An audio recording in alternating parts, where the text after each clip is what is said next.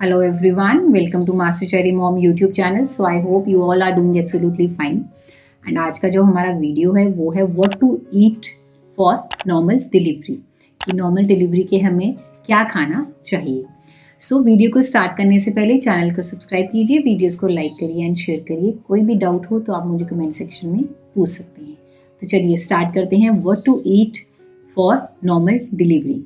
तो देखो, जब फर्स्ट 2 ट्राइमेस्टर हो जाते हैं तो थर्ड ट्राइमेस्टर आता है, 7th 8th और 9th मंथ का जो थर्ड ट्राइमेस्टर होता है।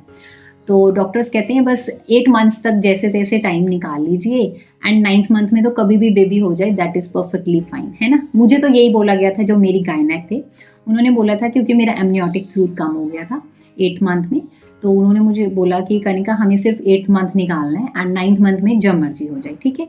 अब जब 9th मंथ आया तो मेरी गायनेक को ये था कि अब हमें नॉर्मल डिलीवरी करनी है। उनको यही था कि मुझे नॉर्मल डिलीवरी ही चाहिए और मुझे भी यही था, उनको भी यही था। वो सजेरियन के प्रेफरेंस में नहीं थे, ठीक है। अब तो उन्होंने क्या किया, उन्होंने मुझे जो खाना बताया, डाइट बताई, वो मैं आपके साथ शेयर करूँगी। और उन्होंने मुझे फर्दर और क्या चीज़ें बोली करने के लिए ताकि नॉर्मल डिलीवरी हो, ठीक है। एंड जो मेरे घर पे भी होता था, जैसे मेरे को मम्मा मेरे कहते थे तो मैं वैसे ही भी करती थी, ठीक है। अब सबसे पहली चीज़ तो एक आती है कि पोजीशन की, कि बच्चे का सर नीचे की तरफ आ गया कि नहीं आया, उसका जो हेड है वो नीचे की तरफ एंगेज हुआ है कि नहीं हुआ, ये चीज़ होती है।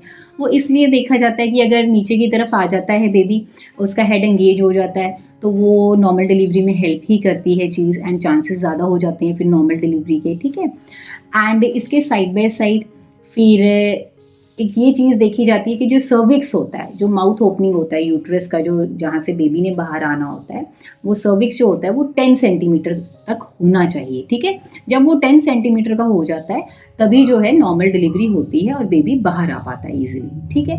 अब जो सर्विक्स होता है तो इसको ना ये 9th मंथ में धीरे धीरे लूजन होना शुरू हो जाता है, मतलब सॉफ्ट होना शुरू हो जाता है, क्योंकि अब तो टाइम कंप्लीट होने जा रहा होता है, तो डिलीवरी का टाइम पास आ रहा होता है, तो धीरे धीरे सॉफ्टन होना चाहिए ये।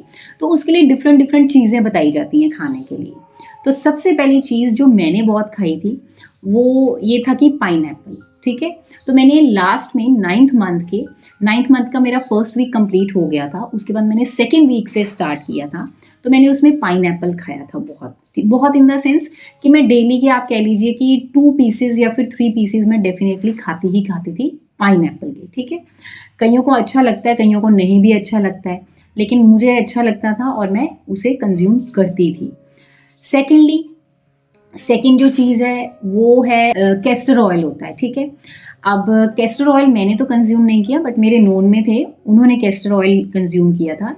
तो वो क्या करते थे, 1 टेबल स्पून मॉर्निंग में पानी में डाल के पीते थे और 1 टेबल स्पून इवनिंग में पीते थे। वो पीते इसलिए क्योंकि जो कैस्टर ऑयल होता है ना वो एक लेक्सेटिव का काम करता है, जो कि ना हमारे गट को और हमारे इंटेस्टाइन्स को ना क्लीन कर देता है, जिसकी वजह से कॉन्स्टिपेशन नहीं होती है, ठीक है। एंड ये हेल्प आउट भी करता है सर्विक्स को सॉफ्टन होने के लिए, ठीक है। तो वो कंज्यूम करते थे इस चीज़ को भी। हाँ, ये होता है कि अगर आप कंफर्टेबल नहीं है, क्योंकि कैस्टर ऑयल से समटाइम्स वॉमिटिंग्स भी हो जाती हैं, तो आप मत कंज्यूम करिए इसको, ठीक है। उसके बाद करते हैं पपाया। अब आपने पपाया खाना है। अब जो पपाया है वो थोड़ा सा, उसको ना मतलब ज़्यादा राइपन पपाया नहीं खाना, थोड़ा सा कम पका हुआ हो वैसा पपाया खाइए, क्योंकि उसमें एक पेप्टिन एंजाइम्स होते हैं, वो क्या करते हैं, वो लेबर पेन्स लेके आते हैं, कॉन्ट्रैक्शंस देते हैं। इसीलिए बोला जाता है कि फर्स्ट 3 मंथ्स में पपाया नहीं खाना चाहिए, क्योंकि इसमें एक एंजाइम जो मैंने बताया पेप्टिन, वो क्या करता है, वो लेबर पेन्स लेके आता है, ठीक है। तो 9th मंथ में आप वो खा सकते हैं और मैंने खाया है। मैंने ये जितनी भी चीज़ें मैं आपको बता रही हूँ, मैंने 9th मंथ के फर्स्ट वीक के बाद शुरू कर दी थी। एंड उसके बाद फिर बात करते हैं हम स्पाइसी फूड्स। अगर आप स्पाइसी फूड खाते हैं और पसंद करते हैं तो ज़रूर खाइए स्पाइसी फूड, क्योंकि स्पाइसी फूड भी जो है हेल्प आउट करता है लेबर्स को लेके आने में, कॉन्ट्रैक्शंस देने में। ये भी स्टार्ट कर देता है लेबर पेन्स को, ठीक है। अगर आपको लग रहा है कि हाँ आपको पेन्स आ नहीं रहे हैं, टाइम कंप्लीट होने को है, तो आप स्पाइसी फूड भी खाइए। एंड मैंने तो ऐसा भी देखा है कि जैसे किसी की पेन हल्का सा आना, मतलब आज आया, थोड़ी देर आया, फिर रुक गया, फिर नेक्स्ट डे फिर थोड़ी देर के लिए आया, फिर रुक गया, डॉक्टर बार बार मोड़ के उनको वापस भेज रहे हैं, अभी कुछ नहीं है। तो उन्होंने क्या किया, उन्होंने स्पाइसी फूड खाया, उन्होंने ये चिली पोटैटोस खाए, खूब मिर्चें मुर्चें घर में बनाए उन्होंने और डाली। एंड लेबर पेन्स उसके बाद नेचुरली स्टार्ट हो गए एंड वो फिर काफ़ी 1-2 घंटे तक उनको कंटिन्यूटी में जब आने लगे, उनको लगा कि हाँ आ रहे हैं। और अब ये पहले की तरह नहीं है जैसे एक दिन आ रहे हैं फिर नेक्स्ट डे आ रहे थे, कि अब ये ज़्यादा थोड़े से हाई जा रहे हैं। तो उन्होंने वेट किया था घर पर ही एंड स्पाइसी फूड खाया और उसके बाद वो चले गए थे डॉक्टर के पास। तो उस टाइम पे भी उनको पेन्स आनी स्टार्ट हो चुकी थी। स्पाइसी फूड भी हेल्प आउट करता है, ठीक है। अगर आप खा सकते हैं तो आप खाइए, अगर आपको डाइजेस्ट ईजिली हो जाती है। Then comes the next one, that is a jeera water.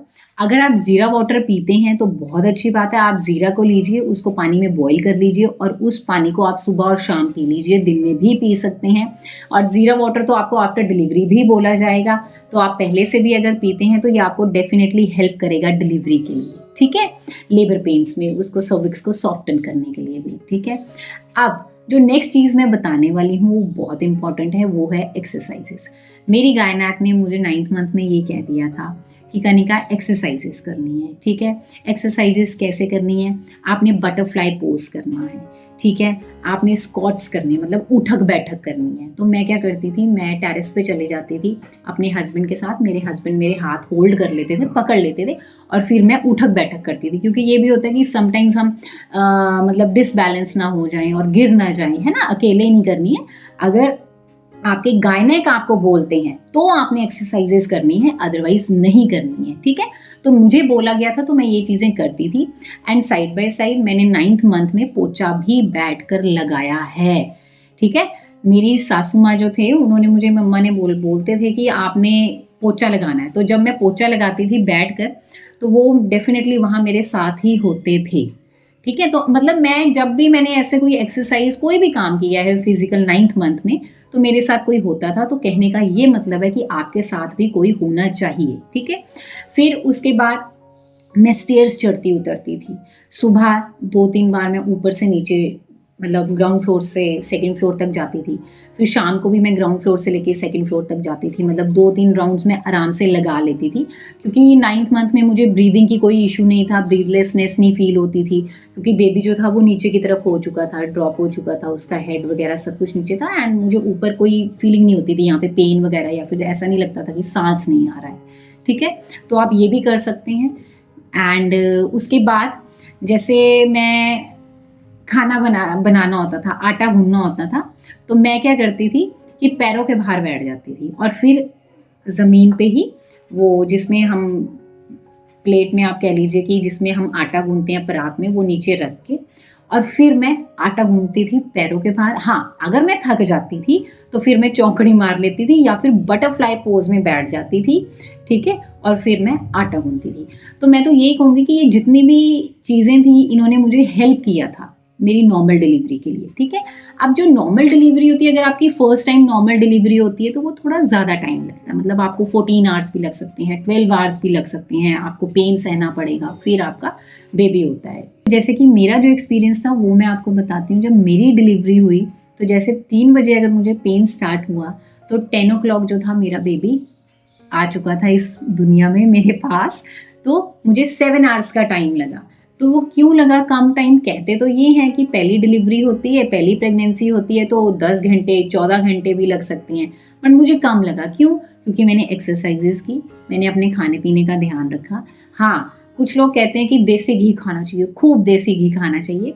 हाँ, खाइए देसी घी, कहते हैं हमारे बड़े बुजुर्ग की, हाँ देसी घी खाओ, खाना चाहिए पर एक लिमिटेड क्वांटिटी में ही खाइएगा, क्योंकि वो फैट ही पुट ऑन करेगा और वो हेल्प आउट नहीं करता है, ठीक है। तो मैं भी लेती थी देसी घी, मैं दाल के ऊपर वगैरह या फिर रोटी में लगा लेती थी। सो आई होप इस वीडियो से आपको हेल्प मिली होगी, आपको पता चला होगा कि आपको क्या खाना चाहिए, क्या नहीं खाना चाहिए, जो खाना आपका नॉर्मल डिलीवरी में हेल्प कर सकें। और ये जितना भी मैंने आपको बताया है अपना एक्सपीरियंस, ये मैंने 9th मंथ का बताया है। आप ये चीज़ें 9th मंथ से पहले कंज्यूम नहीं करेंगे, ठीक है। एंड एक्सरसाइजेज जो हैं वो आपके डॉक्टर के कहने पर ही आप करेंगे, अपनी मर्जी से नहीं कर सकते हैं आप, ठीक है। सो आई होप इस वीडियो से आपको हेल्प मिली होगी। जाने से पहले चैनल को सब्सक्राइब कीजिए, वीडियोस को लाइक करिए एंड शेयर करिए। कोई भी डाउट हो तो आप मुझे कमेंट सेक्शन में पूछ सकते हैं। Till then take care, thank you and bye bye.